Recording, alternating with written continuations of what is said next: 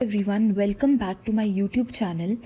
आज हम एक बहुत ही इंटरेस्टिंग टॉपिक और बहुत ही इम्पॉर्टेंट टॉपिक करने वाले हैं जिसका नाम है functions of commercial bank. So before starting commercial bank को स्टार्ट करने से पहले, उसके फंक्शन देखने से पहले, सबसे पहले हम बैंक का मीनिंग देखते हैं कि बैंक होता क्या है। सो बैंक एक ऐसा इकोनॉमिक इंस्टीट्यूशन है जो प्रॉफिट अर्न करता है मनी के एक्सचेंज के थ्रू। बैंक का मेन एम ही प्रॉफिट को अर्न करना होता है और क्रेडिट को क्रिएट करना होता है। सो अब हम ये समझते हैं कि बैंक कैसे अपने मैकेनिज्म से प्रॉफिट को अर्न करता है। तो क्या होता है, एक इसको डीप में समझने के लिए सबसे पहले एक एग्जांपल लेते हैं। सपोज मैं हूँ एक्स और मैंने क्या किया, मेरे पास कुछ एक्स्ट्रा अमाउंट थी, मैंने वो अपने बैंक में डिपॉजिट करवा दी कि मुझे कुछ इंटरेस्ट मिलेगा, घर पड़ी हुई वैसे भी वो अमाउंट क्या कर रही है। तो मैं बैंक गई, मैंने वहाँ जाके वो अमाउंट को डिपॉजिट करवा दिया और बैंक ने वो एक्सेप्ट कर लिया। तो जब मेरी डिपॉजिट मैंने करवाई तो उस डिपॉजिट के ऊपर मुझे कुछ बैंक इंटरेस्ट देगा और वही मनी को बैंक यूज़ करेगा किसी और को लेंड करने के लिए, किसी और को पैसे देने के लिए जिसको वो मनी चाहिए है। तो अगर वो किसी और पर्सन को मेरी वाली मनी लेंड करेगा, उससे वो इंटरेस्ट चार्ज करेगा और उस पर्सन से वो इंटरेस्ट ज़्यादा चार्ज करेगा जितना मुझे वो इंटरेस्ट दे रहा है। मुझे इंटरेस्ट जितना दे रहा है उससे ज़्यादा वो बैंक इंटरेस्ट किसी से चार्ज करेगा।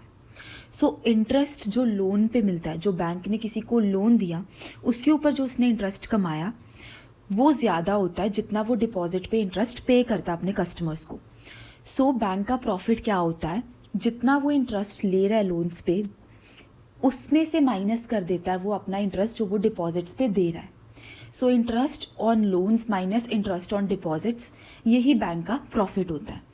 तो आई होप आपको बैंक की वर्किंग समझ आ गई होगी कि कैसे बैंक मनी को अर्न करता है। अब इसके बाद हम समझेंगे कि कमर्शियल बैंक क्या होता है, क्योंकि बैंक तो डिफरेंट तरह के होते हैं। आपने सुना होगा आरबीआई भी बैंक है, एसबीआई भी बैंक है, तो इनमें डिफरेंस क्या है? डिफरेंस ये है, आरबीआई हमारा सेंट्रल बैंक है, बट जो एसबीआई या पीएनबी या और एचडीएफसी, आईसीआईसी, ये हमारे कमर्शियल बैंक है। अब हम समझेंगे RBI and mean central bank और कमर्शियल बैंक होता क्या, और उसके बाद आज हम डिटेल में कमर्शियल बैंक के फंक्शंस को डिस्कस करेंगे। होता है commercial bank are the financial institutions who accept deposit from those who have extra to save and lend to those who are in need of money. So commercial bank का main काम क्या होता है, commercial bank होता क्या है? Commercial bank लोगों की डिपॉजिट को एक्सेप्ट करता है जिनके पास एक्स्ट्रा है और लेंड करता है मनी उनको जिनको मनी की नीड होती है। बेसिकली कमर्शियल बैंक यही होते हैं। इनकी कुछ एग्जांपल्स ले लेते हैं। SBI, HDFC, ICICI are some examples of commercial bank. अब हम देखते हैं कमर्शियल बैंक की फंक्शनिंग क्या होती है। कमर्शियल बैंक के 3 फंक्शंस होते हैं, primary function, secondary function and other function. इस वीडियो में हम उसके प्राइमरी फंक्शन को बहुत डिटेल में पढ़ेंगे, नेक्स्ट वीडियो में हम उसके सेकेंडरी फंक्शन और अदर फंक्शन देखेंगे। सो कमर्शियल बैंक के बेसिकली 2 प्राइमरी फंक्शंस होते हैं। Number 1 accept deposit and number 2 advance loan. जो कमर्शियल बैंक होता है उसके 2 प्राइमरी फंक्शन है, एक्सेप्ट डिपॉजिट। एक्सेप्ट डिपॉजिट में कमर्शियल बैंक जिनके पास एक्स्ट्रा मनी होती है स्पेयर करने के लिए, उनकी मनी को एक्सेप्ट करता है as a deposit. And second function is advance loan. जिनको मनी की नीड होती है उनको कमर्शियल बैंक मनी को लेंड करता है in various forms. So number 1 function है कमर्शियल बैंक का एक्सेप्ट डिपॉजिट। तो कमर्शियल बैंक डिपॉजिट को 3 फॉर्म्स में एक्सेप्ट करते हैं, सेविंग अकाउंट ओपन करके, करंट अकाउंट ओपन करके और एफडीज के थ्रू। तो नंबर 1 है saving account. Saving account specially उन लोगों के लिए बना है जिनको अपनी डे टू डे लाइफ की सेविंग को डिपॉजिट करवाना होता है। सेविंग अकाउंट के थ्रू बैंक का ये मोटिव है कि वो लोगों को इनकरेज करें, मोटिवेट करें ताकि वो सेविंग की हैबिट को डालें। सेविंग अकाउंट पे जो इंटरेस्ट होता है वो कम दिया जाता है। सेविंग अकाउंट में विड्रॉल जो होता है वो भी लिमिटेड होता है, लिमिट सेट की गई होती है कि इस वीक में आप इतनी विड्रॉल कर सकते हो, इस मंथ में आप इतनी विड्रॉल कर सकते हो, ये लिमिट पहले से ही सेट की होती है। तो सेविंग अकाउंट पे कुछ रिस्ट्रिक्शंस होती हैं। नेक्स्ट होता है current account. Current account specially businessman के लिए होता है। ये बिजनेसमैन ट्रेडर्स खोलते हैं ये वाला अकाउंट बैंक के पास। इस अकाउंट पे कोई इंटरेस्ट नहीं दिया जाता, बल्कि कुछ चार्जेस चार्ज किए जाते हैं।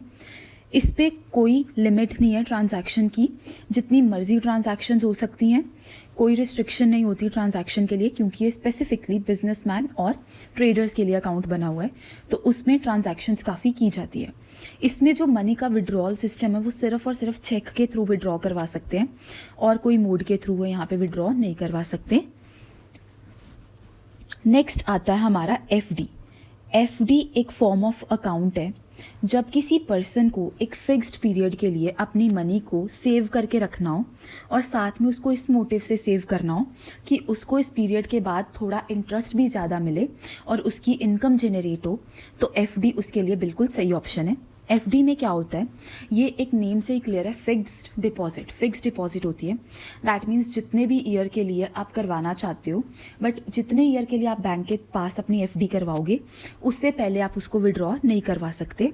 अगर आप उससे पहले आप विड्रॉ करवाते हो तो आपको इसके ऊपर कोई भी इंटरेस्ट नहीं दिया जाएगा। जब हम एफडी करवाते हैं बैंक के पास, तो बैंक हमें एक सर्टिफिकेट देता है, एक फॉर्म, एक रिसीट की फॉर्म में एक सर्टिफिकेट दिया जाता है, जिस पे हमारा नेम, कितनी मनी हमने डिपॉजिट करवाई है, कितने टाइम पीरियड के लिए करवाई है, और हमें जब मिलेगी, ये मैच्योर होगी तो कितनी अमाउंट हमें मिलेगी और हमें कितना इंटरेस्ट मिलेगा, ये सब पर्टिकुलर्स उसके ऊपर लिखे होते हैं। साथ में एफडी के ऊपर जो इंटरेस्ट रेट होता है वो काफ़ी ज़्यादा दिया जाता है, क्योंकि एक लॉन्ग टर्म पीरियड के लिए होती है, तो इसके ऊपर इंटरेस्ट रेट ज़्यादा होता है, और इसको आप जब फिक्स्ड पीरियड आपका मैच्योर होगा तभी आप इसको विड्रॉ करवा सकते हो। तो इस तरह से कमर्शियल बैंक डिफरेंट फॉर्म्स में लोगों की डिपॉजिट को एक्सेप्ट करते हैं। बैंक का होता है लोन को एडवांस करना, तो second function is advance loan. अब जैसे वो एक्सेप्ट कितनी तरह से करता है, कितनी वेज के थ्रू करता है, वैसे ही वो एडवांस भी लोन को काफ़ी वेज में करता है। नंबर 1 हम पढ़ेंगे ओवरड्राफ्ट। अब ओवरड्राफ्ट क्या होता है हम समझते हैं। आपने अभी करंट अकाउंट पढ़ा, सो जो करंट अकाउंट होल्डर्स हैं उनको ये फैसिलिटी मिलती है ओवरड्राफ्ट की। करंट अकाउंट होल्डर्स कौन होते हैं, बिजनेसमैन या ट्रेडर। सो जो बिजनेसमैन और ट्रेडर होते हैं जिनका करंट अकाउंट बैंक में खुला हुआ है, उन्हीं लोगों को सिर्फ ओवरड्राफ्ट की फैसिलिटी मिलेगी। वो भी सभी बिजनेसमैन या ट्रेडर्स को नहीं, सिर्फ उन बिजनेसमैन या ट्रेडर को जिनकी रेप्यूटेशन, जिनकी गुडविल बैंक की आइज़ में काफ़ी अच्छी है। सेकेंडली, ये जो ओवरड्राफ्ट की फैसिलिटी होती है काफ़ी शॉर्ट पीरियड के लिए होती है, टेम्पररी फैसिलिटी होती है, और इसके ऊपर इंटरेस्ट भी चार्ज किया जाता है।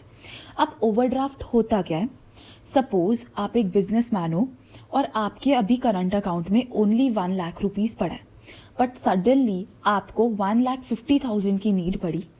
सो अगर आपकी बैंक की आइज़ में रेप्यूटेशन अच्छी है, सो आपके अकाउंट में 1 लाख होने के बावजूद भी आप 1,50,000 विड्रॉ करवा सकते हो।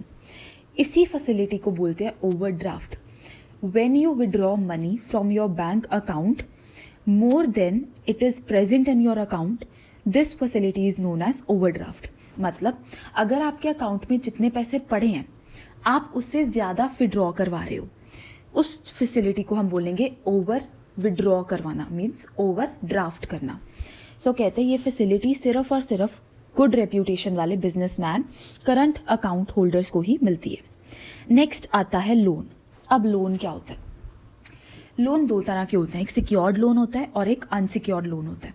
सिक्योर्ड लोन क्या होता है, जब आपको या किसी भी पर्सन को मनी की नीड हुई, वो बैंक के पास लोन लेने जाए और वो बैंक को लोन के बदले में कोई चीज़ गिरवी रखे, मतलब किसी चीज़ के बदले में वो लोन ले, तो उसको बोलते हैं हम लोन। मतलब उसके बदले में अगर वो मनी ले रहा है अपनी चीज़ को सिक्योर करवा के उसके पास, तो उस फैसिलिटी को हम लोन बोलते हैं।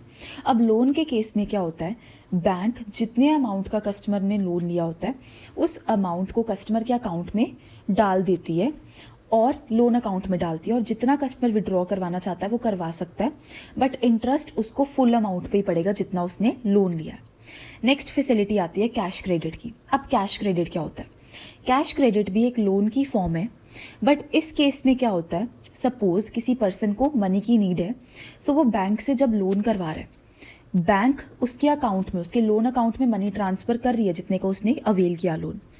अगर कस्टमर ने सपोज 1 लाख का लोन लिया, बट वो अपने लोन अकाउंट में से सिर्फ 20,000 रुपीज़ विड्रॉ करके यूज़ करता है, रेस्ट 80,000 नहीं विड्रॉ करके यूज़ करता। तो उसको सिर्फ और सिर्फ 20,000 के ऊपर इंटरेस्ट पे करना है, उस 80,000 के ऊपर कोई इंटरेस्ट पे नहीं करना। सो लोन और कैश क्रेडिट में यही डिफरेंस है। लोन के केस में चाहे आप हाफ अमाउंट निकलवाओ, चाहे आप फुल अमाउंट निकलवाओ, चाहे आप कोई अमाउंट ना निकलवाओ, आपको इंटरेस्ट पूरी की पूरी अमाउंट पे देना पड़ेगा। बट कैश क्रेडिट के केस में आप जितनी अमाउंट विड्रॉ करवाओगे, आपको सिर्फ उतनी ही अमाउंट के ऊपर इंटरेस्ट पे करना पड़ता है। Bill of exchange. Bill of exchange बहुत इंपॉर्टेंट टॉपिक है। बिल ऑफ एक्सचेंज होता क्या है, सबसे पहले तो ये समझते हैं। एग्जाम्पल के थ्रू, सपोज आप एक शॉप पे गए, आपने क्या किया, उस शॉप पे जाके कोई परचेजिंग की, आपने परचेज कर ली चीज़ें और आपने उसको मनी फॉर्म में पैसे नहीं दिए। आपने उसको कहा मैं एक आपको नोट लिख के देता हूँ जिसके थ्रू मैं आपको 3 मंथ्स के बाद या 1 मंथ जितना भी टाइम पीरियड ले रहे हो, आप उसको लिख के दे रहे हो कि हाँ इतने देर बाद आप मेरे बैंक में जाना, इसको देना, बिल ऑफ एक्सचेंज के डॉक्यूमेंट को, आपको पैसे मिल जाएंगे। अगर आपका जो सेलर है वो इसको एक्सेप्ट कर लेता है आपके ये डॉक्यूमेंट को, तो फिर बिल ऑफ एक्सचेंज एग्जिस्टेंस में आ जाता है। That means bill of exchange एक एग्रीमेंट है सेलर और बायर के बीच का। और अब बैंक इसमें क्या करता है, बैंक आपको बिल ऑफ एक्सचेंज डिस्काउंट करवा के देता है। सपोज आपने बिल ऑफ एक्सचेंज एक्सेप्ट कर लिया, आप सेलर थे, आपको 1 मंथ का बिल ऑफ एक्सचेंज मिला, बट आपको सडनली 15 डेज बाद ही पैसों की ज़रूरत पड़ गई। तो आप वो बिल ऑफ एक्सचेंज का डॉक्यूमेंट बैंक लेके जाओगे, बैंक को दोगे, बैंक आपको उसके बदले में आपकी मनी दे देगा डिस्काउंट करके बिल को। और जब वो डेट आएगी तो वो बैंक जो पेयर था, जो बायर था, उससे वो ले लेगा मनी को। तो इस डॉक्यूमेंट को बोलते हैं बिल ऑफ एक्सचेंज।